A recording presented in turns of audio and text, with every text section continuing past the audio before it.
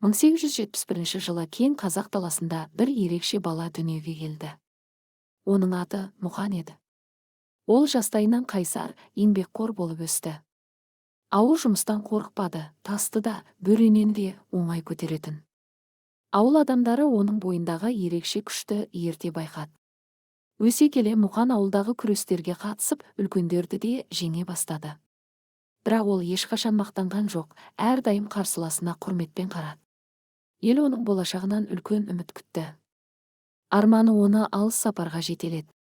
Туған жермен қоштасып, үлкен өмір жолын аттанды. Күндіз түні тынымсыз жаттықты. Күшінде, төзімінде еңбектің арқасында шыңдады. Қиындықтан қашпады, берілмеді. Осы табандылығының арқасында ол әлем аренасына шықты. Әділ күресіп, талай қарсыласын жеңді. Әлем оны таныды, ал ол өзін әрдайым қазақпын деп таныстырды. Қажымұқан әлем чемпионы атанды. Ол алған жеңістерін өзіне емес, халқының абыройы деп білді. Жасы ұлғайған шағында да елден қол үзбеді. Соғыс жылдары өз өнерімен отанға көмек көрсетті, халық үшін барын салды. Өмірінің соңында ол жастарға ақыл айтып батасын берді. Күштің тек білекте емес, жүректе адалдық пен сабырда екенін үйретті. Қажымұқанның ерлігі мен өнегесі бүгінгі ұрпаққа жол көрсетіп келеді. Ол қазақ халқының мақтанышы, мәңгілік батыры. Ертеде ешкі жүні бөртеде. Бір әже өмір сүріпті. Ол бір күні бауырсақ пісіреді. Бауырсақ өте дәмді көрінеді. Әже бауырсақты суыту үшін терезенің алдына суытуға қояды. Сол кезде бауырсаққа жан бітіп, ол терезеден қашып кетеді. Ол жолда табиғаттың әсемдігіне таң қалады. Сол жүріп келе жатып, орманға тап болады. Ол бұл кезде оны қандай қиындық күтіп тұрғанын білмейтін еді. Біраз уақыттан кейін оның алдынан қоян пайда болады. Бауырсақ қояннан тек ән айтып, қулығымен сытылып кетеді. Содан соң аш қасқырмен аю шығады. Бұл жолда қулығын асырып, тек ән айтып қашып кетеді. Келесі кезекте аш әрі қу түлкі шығады. Бауырсақ оған ән айтып жатқан кезде түлкі оны шап беріп ұстап жеп қояды. Сәлем достар, менің каналыма қош келдіңіздер.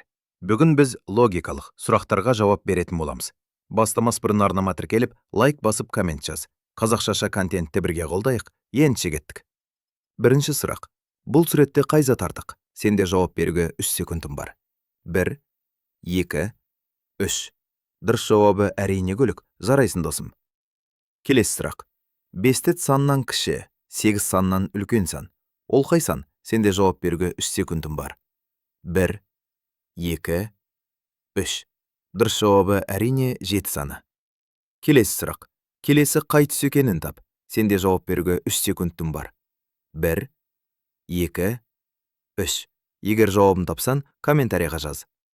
Келесі сұрақ. Қандай пішін екенін тап. Осы бұрыштардың артында қандай бұрыш жасырылған? Дұрыс жауабы әрине 3 бұрыш.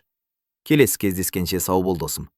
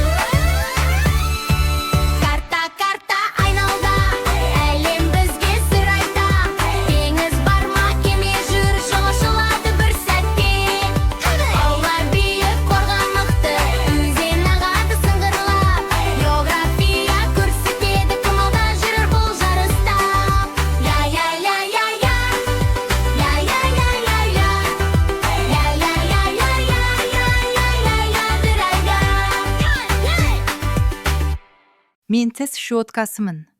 Менімен тісіңді қатты жұма. Қызыл иегін қанайды. Мені әр 3 немесе 6 ай сайын ауыстырып тұр. Мен сабынмын. Менімен қолыңды көп жуа берме. Мен теріні құрғатып тастаймын. Мені тек керек кезде ғана пайдалан.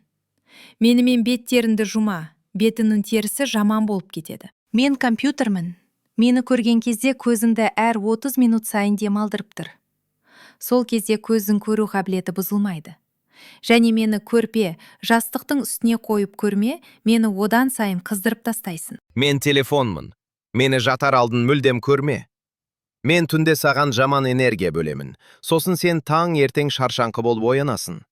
Егер сен түнде әлеуметтік желіде отырсаң, оның жарығынан ми қазір азан деп ойлап ұйқы гормонын бөлмейді. Мен сумын. Мені күніге іш. Мен сенің денсаулығыңа өте пайдалымын. Күніне 6 немесе 7 стакан су ішсең жеткілікті. Мен газдалған сулардан әлдеқайда пайдалымын. Мен сенің шашыңмын. Мені күнде жуа берме, аптасына 3-4 рет жусаң жеткілікті. Сен қолданатын шампундар сульфатный.